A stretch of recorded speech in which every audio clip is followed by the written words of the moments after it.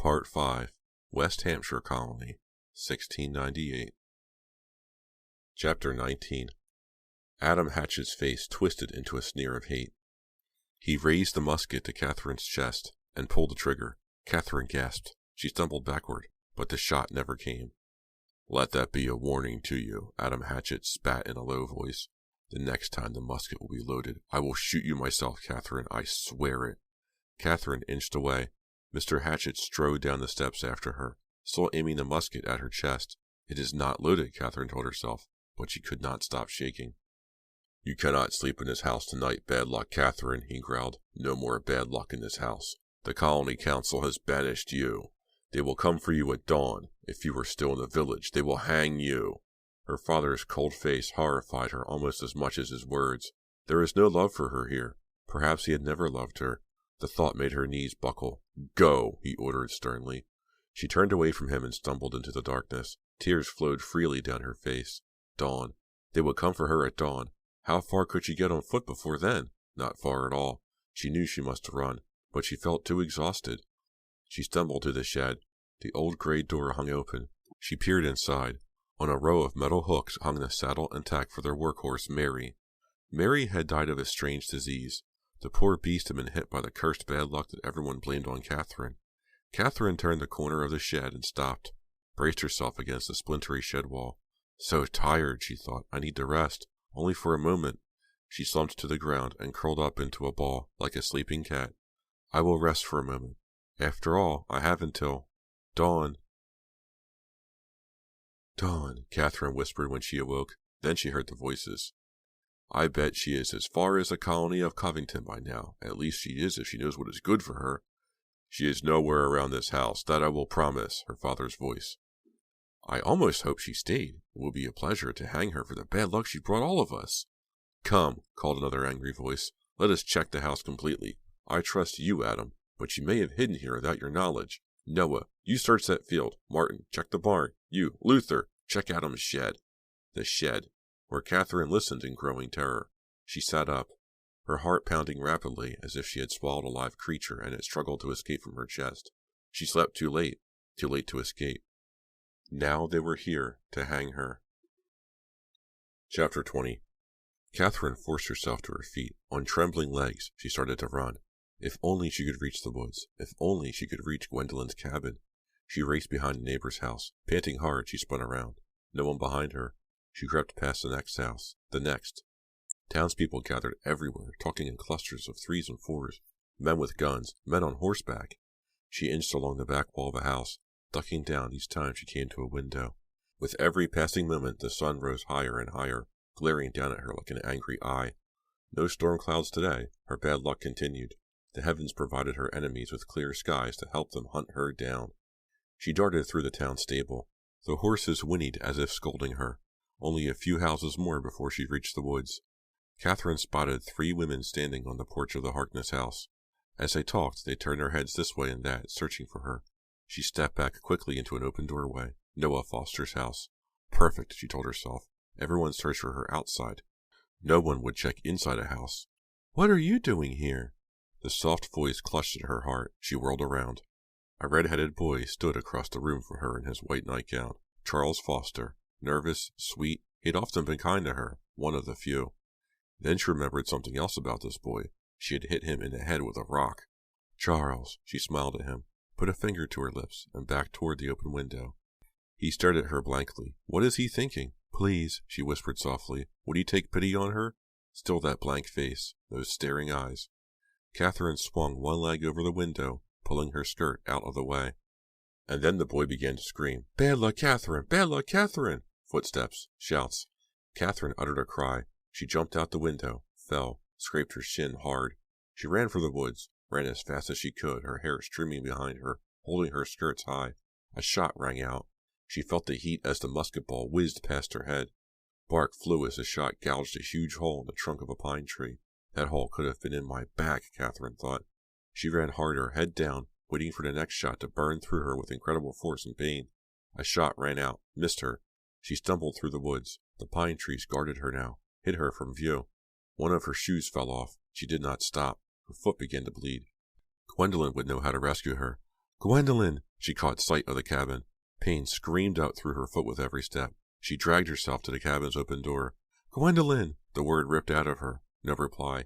She staggered into the cabin, stopped, stared at the floor. Her stomach heaved. Blood, pulpy red flesh, bones. Catherine's breath caught in her throat. The room spun as he recognized what she had found. The remains of a cat that had been skinned. Catherine groaned low in her throat. Then she saw the fur, silver and black, hanging from the mantel over the fireplace like a trophy. The cat's dead eyes stared out blankly at Catherine. She gently removed the hide from the wall, stroked the silver and black fur. Mother, who killed you, Mother? Catherine murmured. She buried her face in the cat's soft fur. She wanted to give Gwendolyn a proper burial, but she knew she could not stay in her mother's cabin a moment longer. They would find her here. She gently set down the fur, then she ran, deeper into the forest, with no idea where to go. Catherine usually loved dawn in the woods. Birds awakening, singing in the trees, sun splashing on the soft blanket of pine needles that covered the forest floor, but now the peacefulness of her surroundings only added to her terror. She crossed a stream, slipping on the mossy rocks. Every part of her ached. Then a wonderful thing began to happen. She began to feel her mother's spirit. She felt as if Gwendolyn guided her, told her which way to turn. Gwendolyn was trying to save her. She burst into a clearing. Oh! Her hand flew to her mouth. She faced the most amazing creature. A monster? She backed away.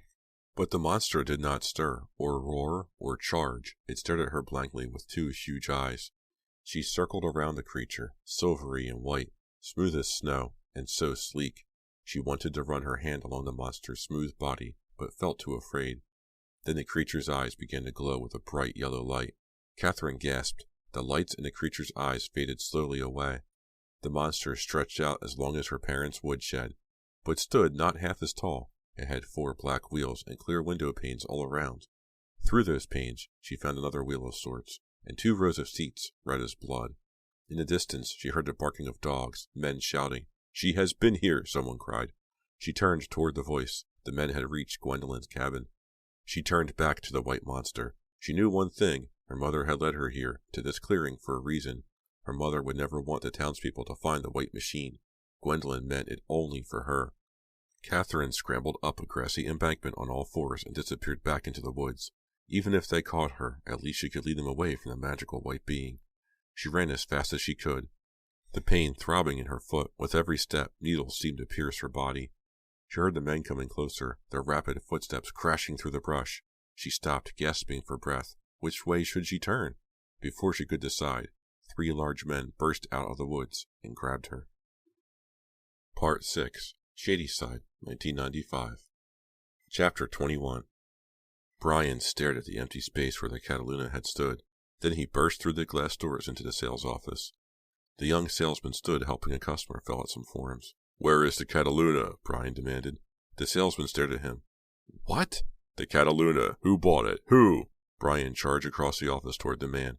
Excuse me, young man. I'm in the middle of... Please, just tell me, Brian pleaded. The Cataluna, I have to know. The salesman made a sound of disgust. That friend of yours bought it. Friend? What friend? The guy who always came with you to drool over it. Now, if you'll excuse me... Alan? Brian thought. No, Alan couldn't do that to me. Could he? Alan knows how much that car means to me. Brian stormed out of the office. He ran back to his bike.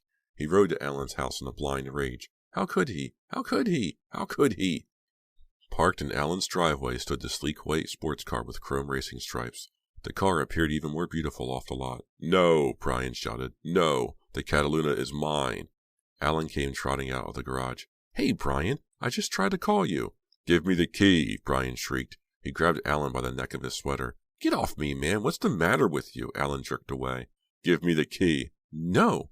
What do you mean, no? No, no way. Brian's chest heaved. Give me the key. Now. Alan actually smiled. You heard me. With a cry of fury, Brian pulled back his fist and smashed Alan in the face. Alan's head snapped back. Holding him by the sweater, Brian hit him again. Again. Alan's hands came up to block the blows. Then he sank to his knees. His head drooped. He let out a groan. Brian locked both hands together like a club and swung at Alan's jaw with all his might. Alan's head jerked to the side. He sagged onto his back. His body twisted at an unnatural angle.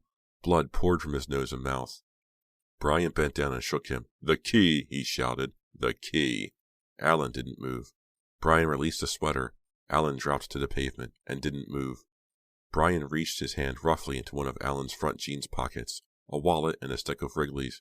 He threw them on the pavement. Next pocket, a bunch of keys on an Orioles keychain. "No!" Brian yelled. He kept digging. "Yes!" He grabbed the key to the Cataluna. The white mother-of-pearl molded around the key gleamed at him like treasure. Breathing noisily, his blood pulsing at his temples, Brian strode toward the Cataluna. He flung open the car door and jumped inside. He pulled hard on the door, but it closed with a quiet click.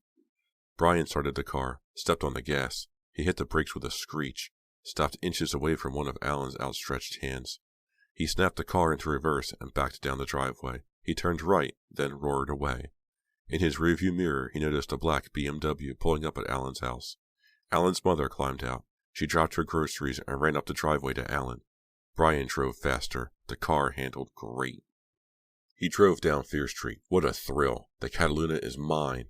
"Brian, you're finally here." The girl's voice, the one he heard during the test drive. "Welcome back, Brian." He reached out to flick the radio off, but it was off already. He heard a little chuckle. "You sure have kept me waiting, Brian." "Who are you?" "Oh, never mind about that. The important thing is that you're here, and now we're going to be together. Forever." Chapter 22. Brian felt a chill of fear. He hit the brakes. The car sped faster. He stared down. Did he hit the wrong pedal? No. Maybe the brake fluid had leaked out. The Cataluna shot down a dead-end street. At the end, a small colonial house loomed into view behind a white picket fence. Brian stomped on the brake pedal, pushing it down to the floor. The car lurched forward. It crashed through the picket fence, pieces of wood flying in all directions. The car jolted hard, bouncing over the lawn. The girl's voice laughed in Brian's ear. "Who are you? Where are you?" he shrieked. Gripping the wheel with both hands, he aimed the speeding car through the garden on the side of the house, shot toward the back door of the house behind it. A man in a gray overcoat stepped out the door carrying a bag of garbage. Brian spun the wheel and hit something hard. A metal trash can flew into the air, bounced against the side of the house. The man dived out of the way, screaming. Brian flew down a sloping lawn and over a curb, back on the street. He spun the wheel hard. The tires screeched in fury as he struggled to keep the car on the road. The car veered left, up another lawn. Faster. "I told you, Brian, we're driving forever," the girl's voice cooed. "You and me." "Stop," Brian pleaded. "Why won't it stop?" Time to bail, Brian thought. He fumbled for the door handle, lifted it, then shoved his shoulder against the metal. His shoulder bumped hard. The door didn't budge. Locked. One hand on the bouncing wheel, Brian jerked up the little button. Before he could try the door again, the button shot back down, locking itself. Gleeful laughter from the girl. "Stop laughing," he cried. "Who are you? Who?" Brian screamed as the car scraped metal on both sides. He rocketed through a narrow space between a fence and the side of a house. Sparks shot up around him. He spun onto the back lawn of a house. Two small kids played in a leaf pile while their father raked. Brian hit the horn. No sound came out. The father screamed, threw the rake, dove to his left. The kids didn't move, frozen in surprise. The car tore through the leaf pile, sending up a shower of yellow and brown and red. Brian stared back. The two kids popped out from under the leaves. The car bounced through an alley, into another yard, into the black cave-like mouth of an empty garage. Brian closed his eyes, prepared for the crash. With a splintering crack, the car burst out the back of the garage, back on the street. They took the next corner so sharply that two of the tires lifted high into the air. "Whee!" the girl cried. The Cataluna bumped back down, fish-tailed, then zoomed ahead, straight for a group of high school kids playing touch football in the street. "I can't stop," Brian realized. "I'm going to run them down." But the kids managed to fling themselves to safety, all except one, a dark-haired boy holding the football. Pounding on the silent horn, Brian uttered a long scream of horror. Something slammed against the side of the car. Brian turned. Yes, I only hit the football. It stuck to the side mirror. Strange. Brian stared at the shape more closely. What was stuck on top of the football? The guy's hand. Brian choked, started to vomit, swallowed it. The girl laughed merrily. "Please, whoever you are, let me go. I'm sorry. Please, slow down. I'm begging you." Ah, that's sweet. He couldn't breathe. No air in the car. He pressed the power button to lower the windows. They didn't move. Streets flew by, terrified faces. He heard blasts of horns, brakes screeching. Then it all blurred. Brian wheezed. White spots flashed in front of his eyes. I've got to get back to Alan's, he told himself. He had stolen the car from Alan. If he could return it, maybe he could undo this horror. He spun the wheel. For once, the car obeyed. Got to get back to Alan's, he gasped. Everything started to fade. Can't breathe, he thought. Can't. He opened and shut his mouth. No sound came out. His body felt as if it were collapsing in on itself. He heard a loud roar in his ears. Then a heavy blackness washed over him. Chapter 23. The Cataluna stood in Alan's driveway, unscratched, shiny, milk white. Only the front fender bore a mark, a small red spot that blistered and puckered in the bright sun. Police swarmed around the car. Alan and Misty watched from the bottom of the driveway. The police hadn't moved Brian yet. He still sprawled inside the car. Burst blood vessels had turned his face reddish blue. A terrifying silent scream twisted his features. His blank eyes bulged. His dead hands still gripped the wheel. "Oh, Alan!" Misty cried, turning her face away. Alan wrapped one arm around her shoulders. He let her cry against the sweater. She turned back to the car, staring with tear-filled green eyes. "Don't," Alan said softly. She didn't listen. Alan knew what she was thinking. They owed it to Brian to watch this, to watch the police remove his body. "Do they have any idea?" "What happened?" Alan finished her question for her. "No. They say he drove around town like a total maniac and nearly killed a bunch of people. I found him here in the driveway." Alan nodded toward the gruesome scene. For the first time since she arrived, Misty seemed to focus on Alan. She saw the bloodstains on his face, the bruises. "Alan, what happened to you?" "I tried to stop Brian from driving off," he told her with a grim shrug. "But Brian wouldn't take no for an answer." The officers finally pried the car door open. Brian's hands made a hideous creaking sound as they were pried off the wheel. Misty moaned. "Come on," Alan tried to lead her away. She wouldn't move. More sirens as an ambulance arrived. A lot of good an ambulance is going to do for Brian now, Alan thought.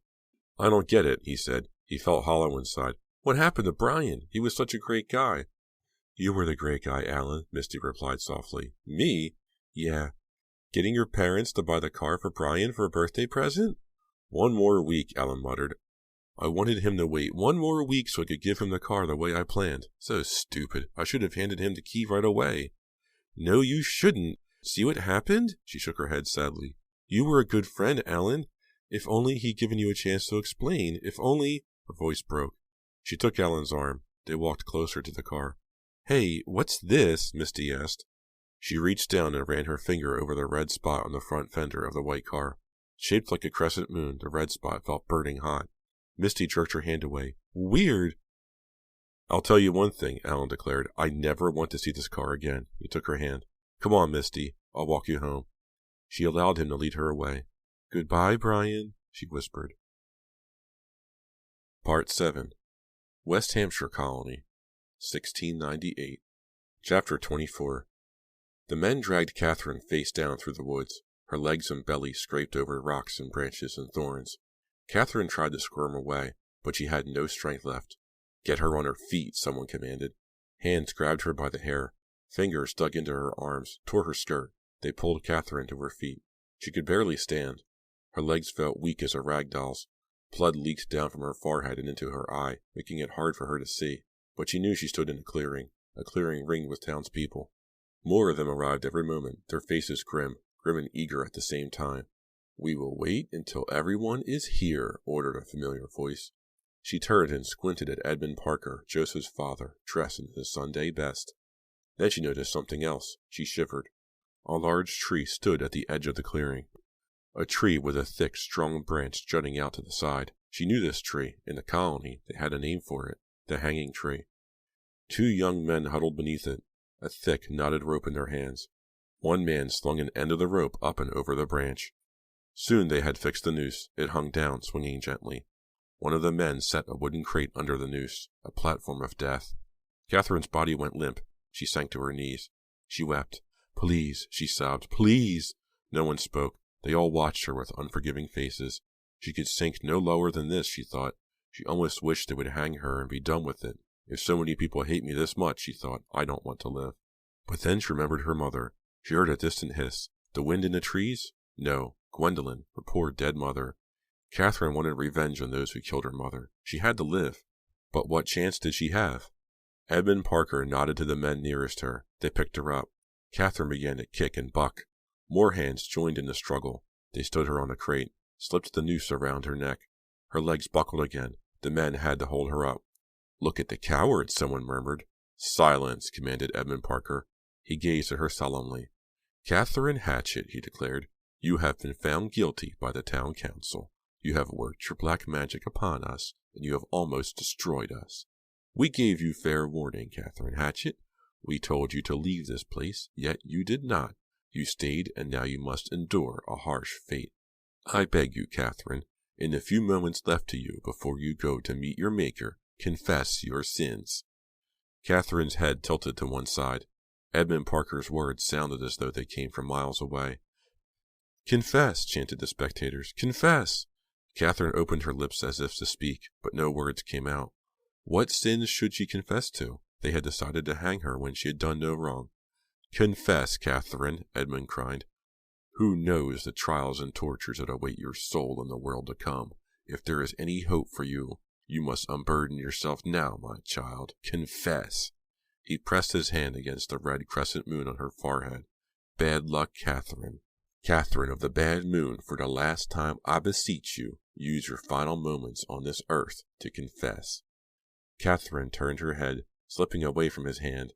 She felt the harsh noose thick around her neck. She caught glimpses of familiar faces, William Parker, Adam and Martha Hatchett, faces filled with hate. Like a mirror, her face filled with hate as well. She could not speak. She felt her face turn red. She spat. The white gob hit the shoulder of Edmund Parker's stiff black cloak. A gasp of shock rose from the ring of onlookers. The gasps turned quickly into cries of rage. Edmund Parker's face darkened. "Very well, Catherine," he told her. "Your sins will be on your head." Then he yanked hard on the noose, tightening it around her throat. She began to choke. Her hands flew up to the noose, tugging at it desperately, trying to free herself. Edmund Parker raised his hand high in the air. The crowd grew silent. He slashed his hand down. The crate flew out from beneath her. Catherine swung down. A shock of pain. Catherine saw a flash of bright red. Her legs floated above the ground. She swung slowly from side to side, the rope tight around her neck. She had no breath left. No breath at all. Chapter 25. Catherine shut her eyes and remembered. I do not need to stay a girl. I have powers, the powers of my mother. She willed herself to change. Change, change, change. She felt her body draw in, felt the rope loosen as she grew tiny, tinier. She changed into a squeaking white rat. Edmund Parker's mouth gaped open with shock. Then she leaped into his open mouth. She jammed her head deep into his throat, pushed herself farther and farther inside, blocked the air from reaching him, blocked his windpipe, choked him, choked him. She could feel his hands frantically grasping at her hindquarters. She burrowed deeper into his throat. Good, good, good, she thought, listening to his dying gurgles. Good, good, good. Helpless and stunned, nobody moved. They watched Edmund Parker's face turn bright red, then purple. Dangling out of the man's mouth was a tip of a pink tail. Shaking off his terror, William Parker ran forward. He grabbed for the tail hanging out of his father's mouth. Too late. Edmund slumped to the ground. He lay silent and still. No one in the crowd spoke. Everyone knew Catherine had been born under a bad moon, but watching her transform before their eyes filled them with fear and awe. William pulled his father over onto his back, his father a dead weight in his arms. With an angry cry, William reached for the rat's tail, but the rat worked its way out of his father's mouth. William grabbed for the rat with both hands. Leaping over his outstretched fingers, the rat dropped to the ground and began to run. It raced in a fast zigzag through the crowd. People screamed and jumped out of its path. When it cleared the crowd, the white rat transformed again. It rose up as a tall white horse with a flowing white mane. The horse galloped away, effortlessly moving through the trees, and then it disappeared. William Parker watched the horse disappear. He shook his fist with anger and grief.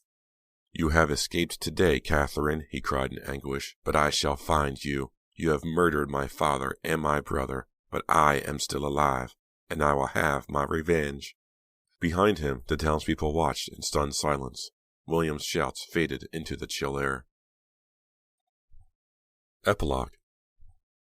Even though I had not yet seen the white car, my destiny was sealed that day 300 years ago. My quest to avenge my father and brother led me through horror after horror, horrors so difficult to recall, horrors that will have to be told another time. Yes, I am William Parker, and my journey began on that day I swore to hunt down Catherine. The day that I first spoke her true name, her birth name, the name everyone in my colony felt too terrified to speak. On that day I vowed, I shall never rest until I kill you, Catherine, Cat of the Moon, Cataluna. This has been a Nightfall audiobook production of the Cataluna Chronicles, Book 1, The Evil Moon, by R.L. Stine. Hi, this is Chris Ebinger, and thank you for joining me for another Nightfall audiobooks production. This time it was the Cataluna Chronicles, The Evil Moon, by R.L. Stine. I like this book. It's a lot of fun. It's got magic. It's got cars. The way Brian dies, man, that poor guy. We've all been there, right? We have all wanted something so badly that we would do no matter what to get it, whatever it was. And poor Brian got infatuated with this car, and he started stealing and broke into people's houses, and he got really, really lucky. The judge gave him an easy sentence. He had some community service to do, and he blew it. He completely blew it. I don't think he was on the job a month before he decided to steal. And then what happens? And he goes and beats the crap out of his best friend and then dies in the car. Let's look at Catherine Hatchett. Born under a bad moon to a witch, I guess she couldn't escape her fate, and I guess she was doomed to always causing people harm and havoc without having any mean to, without trying to. That she's a shapeshifter is pretty cool, and that she learned how to do it in a time of need, that makes a whole lot of sense to me too. Is she justified? Yes, I would say she's justified. Those people treated her pretty horribly her entire life, and they killed her mother. They skinned her alive. That's terrible. That is horrible. So she wants revenge. I understand. I get it. Same with William Parker. He wants revenge too. He was there when she blinded his brother, and he was there when she killed his father. He wants pure revenge. I understand his motivation entirely. So now we have an antagonist wanting revenge against the Parkers, and now we have a protagonist wanting revenge against Catherine. So that about does it for the Cataluna Chronicles, Book 1, The Evil Moon. I will be reading Book 2 and Book 3 to you from the page in my personal studio at my home, which is where I recorded this one. So with all that being said, I will be recording Cataluna 2 and 3. I do not know when they will be released, but I will be finishing the trilogy. If you have any questions, comments, anything that you want to tell me, please check me out on Twitter at Nightfall Audio. You can send me an email, nightfallaudiobooks@gmail.com, and you can check me out on YouTube at Nightfall Audiobooks. Send me a comment, like, subscribe. I would more than appreciate it, and I would love to hear from you. If you have any questions or comments or anything you want to say, a suggestion for the next book, do you like the direction the show is going in? Anything, please let me know. Again, thank you very much for listening, and I will see you next time.